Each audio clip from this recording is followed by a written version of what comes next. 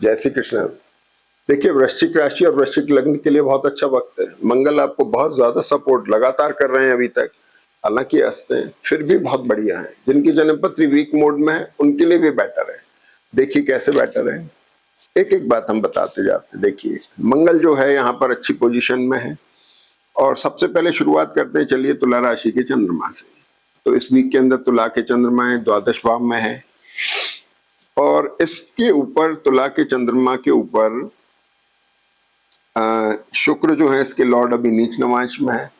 तो ये वीक चंद्रमा जो है द्वादश भाव में थोड़ा एक्सपेंडिचर दे सकता है, थोड़ा सा एनर्जी ड्रेन आउट करता है। तो फिजिकल पार्ट पे ट्रैवल हो सकती है, मेंटल पार्ट पे थोड़ा हल्की लो फीलिंग हो सकती है, फाइनेंशियल पार्ट पे पैसे का खर्च आ सकता है।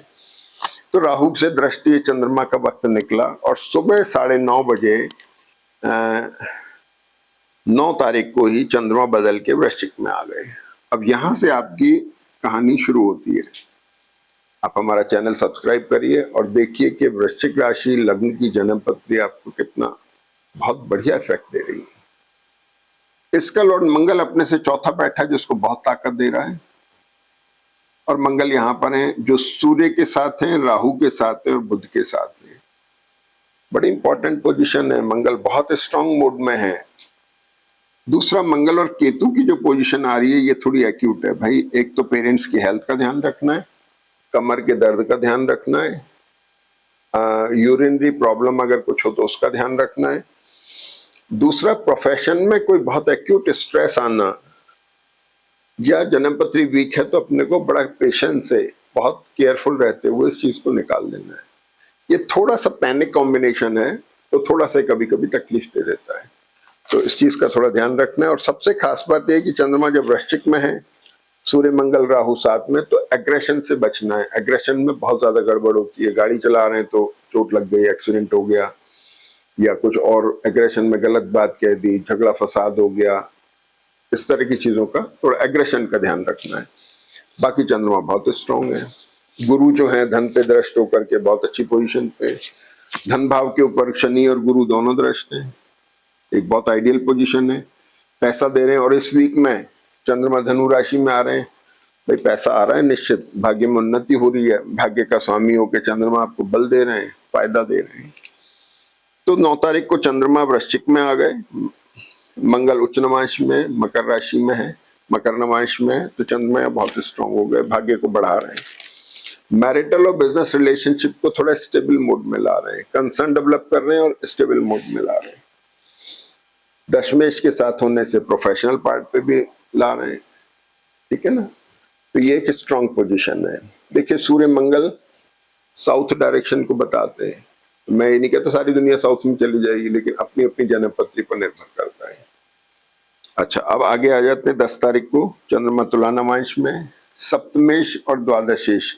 चंद्रमा का नीच नवांश खत्म हुआ शुक्र का, तो मैरिटल और बिजनेस रिलेशनशिप में थोड़ी वीकनेस थोड़ी पॉजिटिव हुई।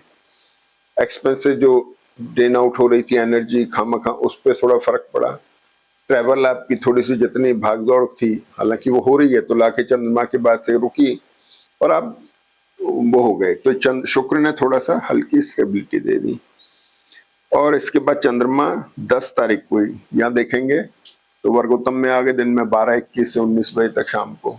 इस समय को आप अच्छे काम में ले सकते हैं, नए टाई अप्स, बिजनेस मीटिंग्स, नई शुरुआत, इनमें आप काम में ले सकते हैं। इसके बाद में 11 तारीख को गुरु मार्गी हो गए। ये बड़ा इंपॉर्टेंट एस्पेक्ट है। गुरु कई दिनों से वक्री थे, भागदौड़ इन्होंने मचाई हुई थी, हेक्टिक शेड्यूल हो रहा था, आप काम ही फुर्सत ही नहीं मिल रही, काम ही काम हो रहे जा रहे, ट्रैवल ही हो जा रही, भागदौड़ी हो जा रही। इसमें विराम मिल जाएगा, थोड़ा स्टेबिलिटी आ जाएगी। धन के कारक हैं गुरु, शनि से भी दृष्ट है, इंपॉर्टेंट पोजीशन पे है। और इसके बाद में गुरु तो मार्गी हुए सुबह 9:20 पे, और दिन में चंद्रमा धनु राशि में आ गए। अब बताइए, आपके भाग्य का लॉर्ड यहाँ आ गया चंद्रमा, पैसे को लेके कंसर्न है, पैसा बढ़ रहा है, भाग्य में उन्नति हो रही है, बढ़ावा मिल रहा है, बहुत अच्छा साइन है। अब बहुत इंपॉर्टेंट चीज क्या है कि आपके लग्न राशि का स्वामी जो है ये मंगल वर्गोत्तम में आ गए 12 तारीख को। 11 को गुरु मार्गी हुए, 12 को मंगल वर्गोत्तम में आ गए। बहुत आइडियल पोजीशन है साहब, चूकना नहीं चाहिए। वक्त को बहुत अच्छे से इस्तेमाल करिए, एग्रेशन से बचिए।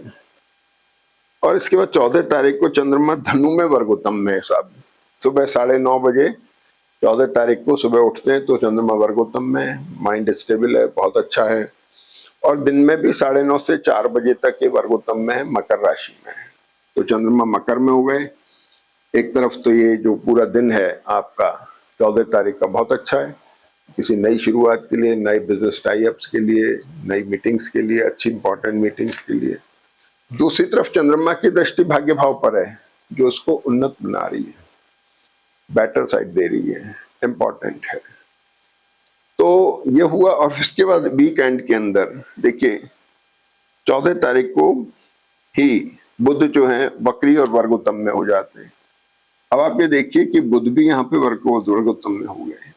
तो ये कॉम्बिनेशन जो बना है सारा का सारा, ये बहुत इंपॉर्टेंट कॉम्बिनेशन है, बड़ा स्ट्रॉन्ग और स्ट्रॉन्ग कॉम्बिनेशन है, जिसका आपको भरपूर फायदा उठाना चाहिए। अष्टमेश होने से एसेट गेन बता रहा है। अब ये सारी चीजें हो गई। सूर्य मीन राशि में चल गए, सूर्य यहाँ से शिफ्ट हो गए, मीन राशि में आ गए। तो यहाँ जो कंजंक्शन दिख रहा था प्लैनेट्स का, शनि शुक्र का, इसमें शुक्र का नवांश बदल रहा है, शनि भी है। तो लेकिन सूर्य के आने के बाद जो इनके नक्षत्रों की पोजीशन है वो इस जगह को फर्टाइल कर देती है। यानी आपके अंदर जो एक थोड़ा सा डमनेस थी वो अब पॉजिटिव हो, आप पॉजिटिव हो गए थोड़े से, आप नए सिरे से सोच पा रहे हैं, विचारों में आपकी उन्मुखता आ गई है, आप थोड़े पॉजिटिव हो गए। पॉजिटिव हो गए तो अच्छे निर्णय ले सकते हैं, मैरिटल और बिजनेस रिलेशनशिप को लेकर के, अपने कामकाज को लेकर के, एनर्जी, आपके एक्सपेंसेस और इन्वेस्टमेंट्स को लेकर के, बच्चों को लेकर के इम्पोर्टेंट डिसीजन आप इस समय ले सकते हैं।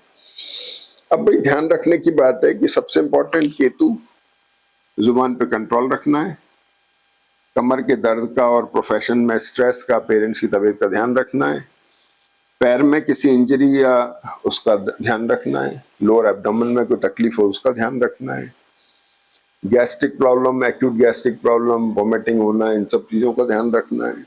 और एक्सपेंसेस, एक्सपेंडिचर, ट्रैवल, विदेश से जो संबंध काम करते हैं उनके लिए बहुत महत्वपूर्ण समय है। जय श्री कृष्ण।